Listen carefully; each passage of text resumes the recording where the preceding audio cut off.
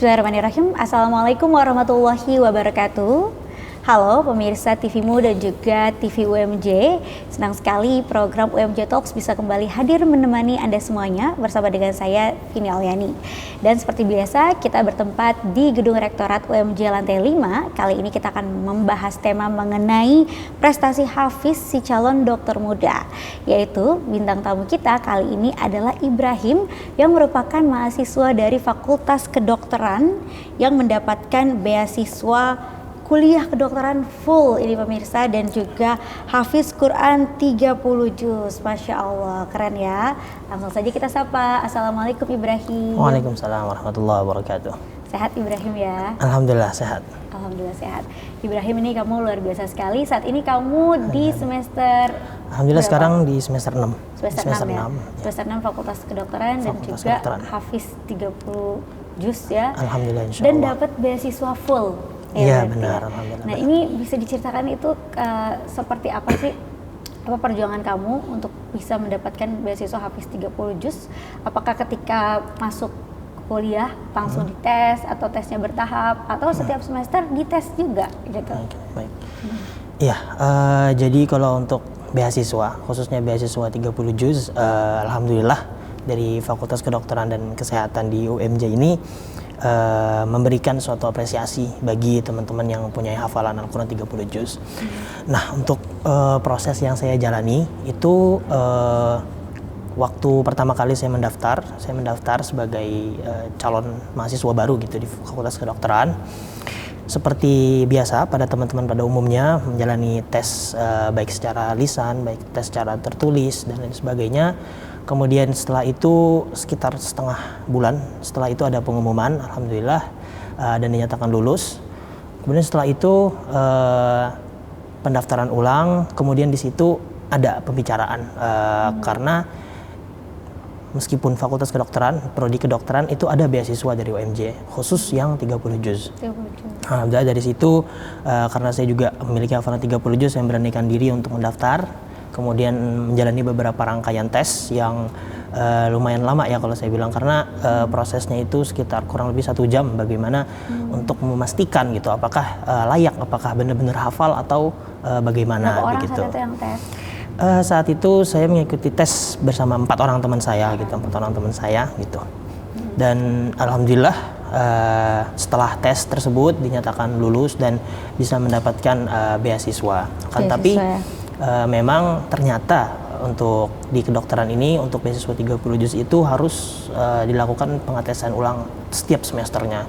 Jadi ada beberapa persyaratan yang harus disepakati terlebih dahulu, seperti misalnya ada batas IPK minimal, kemudian bagaimana attitude selama berkuliah, serta dari hafalannya itu sendiri apakah tetap terjaga gitu bahasanya, ataukah malah tidak lagi diulang atau lupa gitu. Karena kan parameter dari hafal atau tidak gitu. Hafal atau tidak ya? Iya benar. Harus terus-menerus mengulang murojaah ya. Murojaah ya. Dan untuk menjaga hafalan juga tetap terus melekat itu juga tidak mudah ya Ibrahim ya? Iya, tentunya butuh keistiqomahan, keuletan, dan juga lingkungan yang mendukung ya. Lingkungan yang mendukung. Iya baik. Ibrahim, kalau boleh tahu ini mulai tekun menghafal Al-Quran itu dari sejak kapan? Kalau pertama kali saya menghafal secara mandiri itu kalau nggak salah di umur 4 atau 5 tahun. 4 tahun. Ya, ketika itu saya dibimbing sama orang tua. Jadi kalau pertanyaannya tadi kapan mulai menghafal mandiri, itu sekitar 4-5 tahun ketika saya sudah bisa membaca Al-Quran sendiri.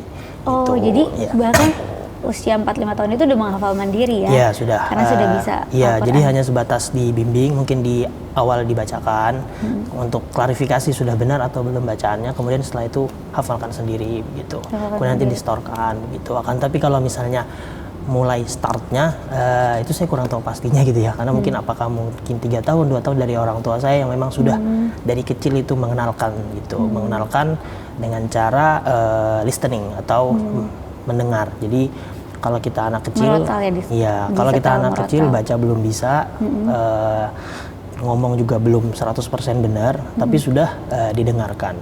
Karena dari pendengaran itu cepat hafal. Anak kecil kan semakin muda itu memorinya semakin kuat. gitu. Makin Jadi kuat, ya. itu yang dulu diamalkan oleh orang tua saya, dan alhamdulillah itu menurut saya sangat berarti gitu, karena ketika saya mulai menghafal mandiri itu saya sudah punya hafalan 1-2 juz gitu. 1-2 juz. Iya. Itu dari mendengar, mana? dari mendengar saja. Dari juz 1 atau juz 30 ke 29 dari belakang gitu. Kalau untuk dari proses dari awal saya menghafal sampai selesai itu tidak beraturan. Maksudnya beraturan, ya? Pertama saya juz 30 tentunya, 30, saya ya. juz 29. Setelah itu juz 1 ke depan. Cuma dalam prosesnya saya kan orangnya bosenan gitu mungkin, atau butuh suasana baru dan lain sebagainya. Kadang saya loncat juz berapa dulu. Cuma yang terpenting adalah bagaimana ngumpulin itu semua. Jadi digabung lah bahasanya, dikumpulkan lagi apakah benar hafal atau enggak gitu. Gitu, luar biasa. Itu jadi dari SD, dari kecil ya, tadi 4-5 tahun, terus SD, terus SMA, dari SMP juga SMA. Itu apakah di sekolah Islami, pesantren, atau bagaimana, atau sekolah umum, atau gimana? Iya, alhamdulillah kalau saya dari TK, kalau nggak salah dari TK itu udah homeschooling gitu. Homeschooling, ya. Pertama kali dulu pernah sempat ikut sekolah itu waktu TK gitu. Cuma kan tapi memang nggak sampai lulus. Kemudian tingkatan SD, SMP, SMA saya ngikut paket, jadi ujian persamaan begitu. Itu mungkin salah satu pilihan dari orang tua ya yang mengarahkan seperti itu, dan ternyata banyak manfaat yang bisa saya ambil, yaitu diantaranya banyak spare waktu yang bisa dimaksimalkan khususnya untuk menghafalkan Al-Quran. Karena kan untuk menghafalkan Al-Quran tidak di waktu yang singkat gitu, butuh pengorbanan, butuh usaha, butuh komunikasi yang kuat juga gitu, dan harus semangat gitu. Nah, dengan fokusnya gitu, jadi saya difokuskan untuk menghafal, tidak terlalu banyak dibebani oleh pembelajaran-pembelajaran yang ada begitu. Ya. Ini apa sih yang latar belakangi ataupun memotivasi Ibrahim ya untuk mau punya keinginan ini hafal 30 juz gitu lah, semangat, karena kan biasanya memang banyak godaannya juga ya, kita Pasti. jangankan hafal, baca Quran aja kadang-kadang godaannya ngantuk gitu ya, kalau kita baca novel atau nonton TV mungkin matanya jadi melek gitu ya. Seperti apa tuh Ibrahim? Kalau untuk motivasi, karena saya kan tadi sudah saya sampaikan sebelumnya dari kecil, jadi dari kecil itu ketika misalnya saya mungkin masih TK, SD itu saya yang salah satu motivasinya dari kecil saya sering didengarkan salah satu imam Masjidil Haram oleh ibu saya, Syekh Abdurrahman As-Sudais. Nah, itu merupakan salah satu motivasi saya sebenarnya waktu kecil gitu. Karena kan kalau kita masih kecil kan belum paham banyak ya, jadi ibaratnya apa yang kita diarahkan itu menjadi salah satu motivasi. Cuma seiring berjalannya waktu, semakin dewasa, semakin bagaimana bisa lebih berkembang lah pemikirannya, banyak yang motivasi ternyata. Motivasi-motivasi itu baik dari hadis, Al-Quran juga kan banyak banget ya gitu, untuk apa sih keutamaan, apa sih fadilah orang yang hafal 30 juz. Di antaranya ada hadis tentang kalau misalnya hafal 30 juz itu nanti bisa mengangkat derajat. Kemudian ada juga hadis yang ketika misalnya udah hafal 30 juz nanti di akhirat bisa memberikan mahkota kepada kedua orang tua, dan masih banyak yang lainnya. Itu juga merupakan salah satu motivasi tentunya untuk bagaimana bisa hafal Al-Quran 30 juz gitu. 30 juz. Baik. Yang kamu rasakan dampak dari kamu menghafal 30 juz ke diri kamu sendiri apa? Apakah jadi tenang atau jadi lebih mudah untuk mencerna pelajaran? Seperti apa? Alhamdulillah ya, kalau untuk impactnya gitu ya, impactnya ke diri kita dari hafalan ini sangat banyak tuh. Diantaranya yang paling urgent menurut saya itu adalah penjagaan kepada diri sendiri. Ketika kita misalnya memiliki hafalan 30 juz, kemudian kita senantiasa menjaganya, Al-Quran itu menjaga kita juga, menjaga kita dalam artian kita jadi lebih memahami batasan-batasan. Itu yang pertama. Kita tidak bisa lewat batas lah gitu kan, pastikan ada barrier-barrier dari keagamaan kita yang tidak boleh A, B, C, D dan seterusnya. Kemudian yang kedua, impactnya adalah bagaimana efektivitas waktu gitu. Jadi dengan Al-Quran itu subhanallah, alhamdulillah, hal-hal yang sebenarnya agak sulit dan lain sebagainya itu bisa selalu ada aja jalan keluarnya gitu. Dan jalan keluarnya tentunya ya tidak diduga-duga dan ya sebenarnya tidak terplanning dan lain sebagainya. Selalu ada hal-hal yang Allah beri kemudahan ya gitu. Dan juga bisa lebih menahan sesuatu tadi dari apa-apa mungkin yang dilarang Allah, juga mengontrol hal nafsu kita diri sendiri ya. Baik, luar biasa sekali Ibrahim. Kita akan lanjutkan kembali pembahasan lebih dalam ini Ibrahim ya. Namun di segmen selanjutnya, pemirsa jangan kemana-mana, tetap bersama kami. Sesaat lagi kami akan kembali. Pemirsa, kembali lagi dalam UMJ Talks, masih bersama dengan Ibrahim. Ini mahasiswa berprestasi, hafiz Quran 30 juz, yang juga merupakan mahasiswa kedokteran dan menerima beasiswa full ya Ibrahim ya. Tadi Ibrahim juga sudah sharing keutamaan dari hafal Al-Quran gitu. Nah, ini Ibrahim selain kuliah dan juga kesibukan menghafal Al-Quran, ada kesibukan atau aktivitas apa lagi Ibrahim? Ya, kalau untuk kesibukan atau aktivitas tentunya di samping menghafal Al-Quran, murojaah, mempelajari, ya saya di prodi kedokteran berkuliah seperti teman-teman biasanya, jadi mengikuti kelas dari hari Senin sampai Jumat, kemudian beberapa jenis-jenis klasifikasi lah dari kelas itu, ada yang di lab, ada yang turun langsung ke masyarakat dan seterusnya.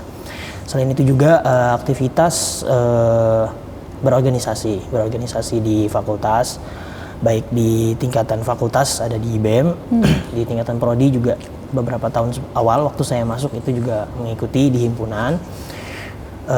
Kemudian di tingkat eksternal pun juga saya mengikuti salah satu organisasi gitu, forum Ukhuwah Lembaga Dakwah Fakultas Kedokteran se-Indonesia. Di situ juga saya ikut berpartisipasi di lembaga itu. Kemudian untuk aktivitas lainnya ya mungkin seperti mahasiswa Alpada lah umumnya lah. Umumnya ya. Tadi ikut di himpunan mahasiswa kedokteran ya. Untuk organisasi seperti misalnya organisasi IMM atau BEM ikut juga kah? Iya, di IMM juga saya berkontribusi di IMM-FK begitu. FK. Untuk di BEM saat ini? Untuk di BEM ya alhamdulillah sampai saat ini masih menjabat sebagai ketua BEM di FKK. BEM, ya. FKK. Alhamdulillah. Masya Allah, ini luar biasa sekali di tengah kesibukannya. Ternyata Ibrahim juga ketua BEM gitu. Nah, ya, bagi waktunya gimana Ibrahim? Karena kan aktivis aja sudah banyak sekali biasanya kegiatan ya, apalagi kedokteran. Ini kan kita tahu kedokteran juga banyak sekali mata kuliahnya dan agak-agak sulit juga kan, tidak mudah gitu untuk mendalaminya dan menghafal Al-Quran juga. Gimana pembagian waktunya Ibrahim? Untuk pembagian waktunya ya, sebenarnya juga masih menjadi salah satu concern ataupun ya bagaimana saya terus bisa mengupgrade lah supaya lebih baik lagi, karena kan memang ada 3 sisi jatuhnya. Yang pertama bagaimana saya terus menjaga akademik supaya tetap dalam jalannya begitu, kemudian juga bagaimana di organisasi khususnya sekarang ketua BEM itu bisa tetap menjalankan lah amanahnya dengan baik, memberikan hal-hal yang baru, kreativitas program-program inovatif. kamu apa aja nih sebelumnya? Alhamdulillah banyak ya untuk program di BEM FKK gitu, baik hampir dari segala aspek itu kita selalu adakan gitu poin-poin pentingnya. Dan yang terakhir untuk bagaimana tetap menjaga hafalan. Jadi kalau untuk secara spesifiknya gitu biasanya dalam sehari semua harus mendapatkan porsinya. Kalau untuk kuliah biasanya kan dari jam 7 pagi sampai sore, atau kalau misalnya lagi banyak sampai maghrib. Kalau untuk murojaahnya biasanya di waktu saya berusaha memaksimalkan, mengistiqomahkan di waktu setelah subuh. Setelah subuh. Ya, karena kan di situ tidak ada gangguan jatuhnya setelah Bangun subuh. jam berapa kamu jadi biasanya? Variatif sih, kadang jam 3, jam 4, cuma harus selalu jangan pas subuh gitu, harus sebelum subuh, karena kan kita harus waktu terbaik gitu untuk berdoa di sepertiga malam terakhir. Itu merupakan suatu amalan yang harus selalu diistiqomahkan gitu, dijaga. Nah, kemudian untuk waktu murojaah lagi selain setelah subuh biasanya di ba'da maghrib, setelah maghrib ya.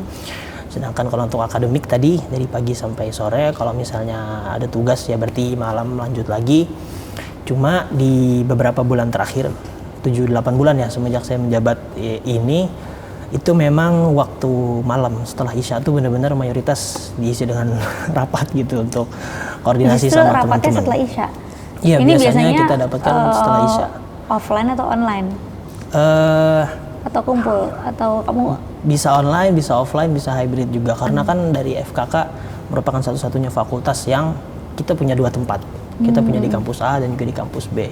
Nah, itu juga merupakan salah satu bagaimana challenge buat kita gitu untuk tetap bisa mengkoordinir 2 tempat itu. Jadi kadang offline, kadang juga online, kadang juga hybrid gitu. Bagaimana situasional lah bahasanya. Situasional ya.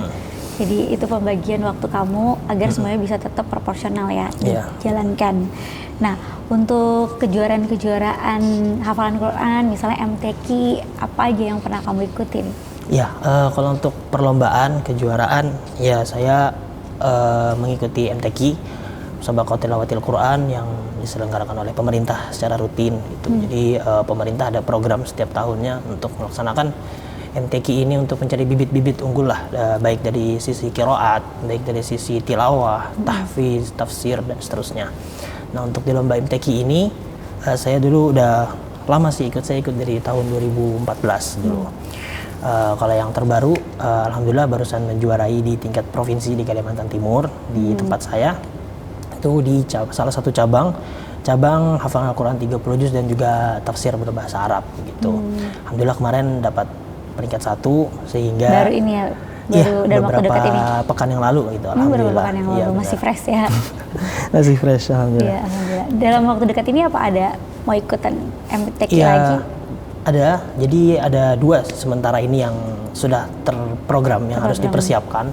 Yang pertama itu MTQ lanjutan dari provinsi, karena alhamdulillah peringkat 1, maka berarti diberi amanah untuk mewakili Kalimantan Timur untuk cabang selanjutnya di tingkat nasional. Yang ini memang bisa boleh diikuti dari mana saja, atau kamu memang dari asalnya Kalimantan Timur juga? Iya, jadi asal dari Kalimantan Timur. Jadi dia berdasarkan domisili sebenarnya gitu. Domisili di mana begitu. Nah, setelah Kalimantan Timur tahun ini kalau nggak salah di Jambi nanti insya Allah sekitar akhir tahun gitu. Akhir tahun. Cuma untuk tanggal pastinya belum dapat saya. Ya. Persiapan kamu ketika akan menghadapi MTQ seperti itu bagaimana? Iya, jadi ini merupakan challenge juga gitu. Ketika misalnya saya mengikuti suatu perlombaan, kemudian MTQ lah taruh misalnya, sedangkan di akademik kan berjalan terus dan juga di organisasi yang bersifat terus gitu berjalan. Nah, itu nanti merupakan salah satu tambahan buat saya gimana untuk ngebagi waktu. Jadi kadang ketika misalnya udah mepet dari perlombaan, itu saya akan menambah lah porsi untuk di persiapan dari akademik maupun dari organisasi, itu pelan-pelan dikurangi begitu untuk supaya semuanya bisa tercapai, semuanya bisa didapat. Ada yang berkesan, salah satu misalnya dari MTQ yang kamu ikuti, udah ini berkesan sekali nih gitu, itu apa? Untuk yang sangat berkesan itu ini ya, kalau di MTQ itu momen silaturahminya.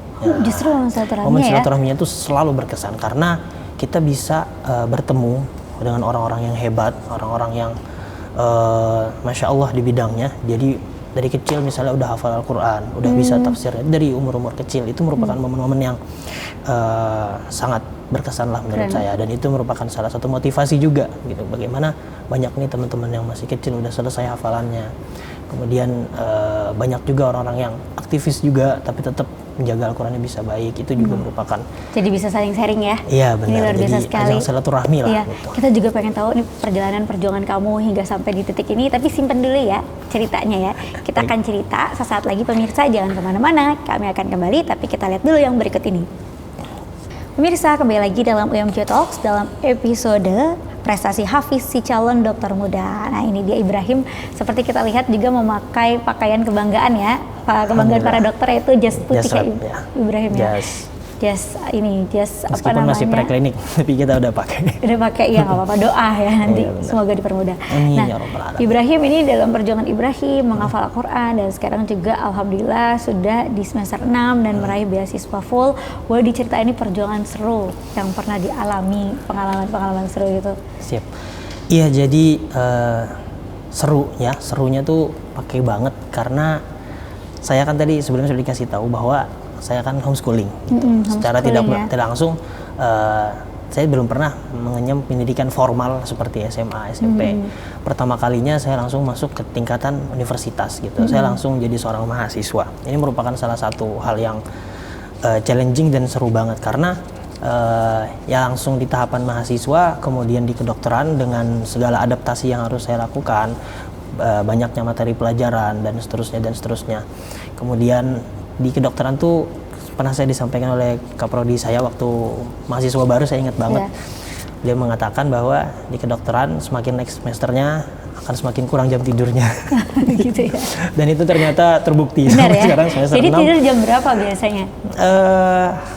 Kalau misalnya malam itu nggak ada agenda, saya tetap mengusahakan agar tidur cepat sekitar jam 10, jam 11. Tapi memang jika ada urgensi, ada kepentingan, baik itu rapat, belajar dan seterusnya, biasanya jam 12, jam 1 itu baru tidur gitu. Karena biar bisa bangun lebih awal lagi itu Iya, tadi gitu, ya. tentunya Dan itu. banyak yang dilakukan. Nah, Ibrahim ini kan luar biasa pembagian waktunya, terus sepertinya juga tenang gitu. Ibrahim ini pernah merasa down gak sih? Atau pernah merasakan titik terendah dalam hidup gitu? Itu kapan gitu? Dan kita pengen tahu juga hal tersulit ketika menghafalkan Al-Quran tuh ketika seperti apa gitu? Oke. Jadi saya bagi dua nih pertanyaan. Iya, pertanyaannya dua ya. Yang pertama kalau ngerasa down gimana? Tentunya Soalnya sepertinya tenang sekali Ibrahim ini karena efek menghafal Al-Quran gitu. iya. Itu gimana Ibrahim? Untuk ketika down itu lumayan sering sebenarnya. Cuma kalau sampai bener-bener parah, gitu, misalnya down banget, disitulah salah satu momen gimana Al-Quran itu bisa ngejaga kita. Jadi biasanya coba kembalikan ke Al-Quran, murojaah, coba ngaji dan seterusnya. Nanti insya Allah pasti Allah ngaji aja semangat itu entah dari mana. Cuma memang pasti butuh proses gitu. Sedangkan kalau untuk kesulitan dalam menghafal, ya tentunya oponennya, lawannya gitu. Godaan dari setan. Soalnya godaan dari setan banyak banget bentuknya. Salah satunya yang paling nomor satu, bagaimana kita jadi malas. Malas dalam menghafal, malas dalam mengulang dan seterusnya. Itu benar-benar salah satu hambatan dan juga yang mempersulit lah bagaimana dalam menghafal, dalam merojaah. Dan kalau untuk sekarang ya, karena kan kita udah saya masuknya Gen Z gitu ya jatuhnya. Implementasi dari gangguan setan itu dari HP biasanya. HP ya? Iya, meskipun memang HP itu merupakan dua mata pedang ya. Ketika kita mampu memaksimalkan dengan baik akan menghasilkan output dan outcome terbaik. Akan tetapi ketika kita tergelincir atau memaintainnya susah, itu pasti akan sebaliknya. Itu yang sangat berbahaya untuk saat ini. Apalagi dengan lingkungan dan juga zaman sekarang yang benar-benar semua itu mudah diakses. Kepada hal yang negatif pun sangat mudah. Jadi memang HP merupakan tantangan gitu. Tantangan dalam artian, ya makanya kalau kita di pondok biasanya nggak boleh pegang HP begitu kan. Nah ini kamu jarang pegang HP atau dengan tuntutan saat ini nggak bisa lepas dari HP karena kan dari akademik berkomunikasi, informasi, apalagi sekarang organisasi, wah itu jadi ketergantungan dengan media informasi itu sangat kuat gitu. Ya? Jadi itu merupakan tantangan tambahan lagi. Ya kalau dulu misalnya saya dulu sebelum masuk jadi mahasiswa mungkin HP bisa disingkirkan dulu gitu. 5 hari, sehari. Sekarang justru tantangan karena ada plus minusnya ya. Gitu. Jadi wah gitu yang biasanya dulu bisa eliminasi dulu sebentar, sekarang ada terus nih. Ada terus ya. Jadi itu merupakan tantangan terberat sih. Tantangan terberat ya saat ini ya. Dah, kamu boleh cerita juga dong pengalaman kamu kuliah di UMJ, seru-serunya itu seperti apa sih?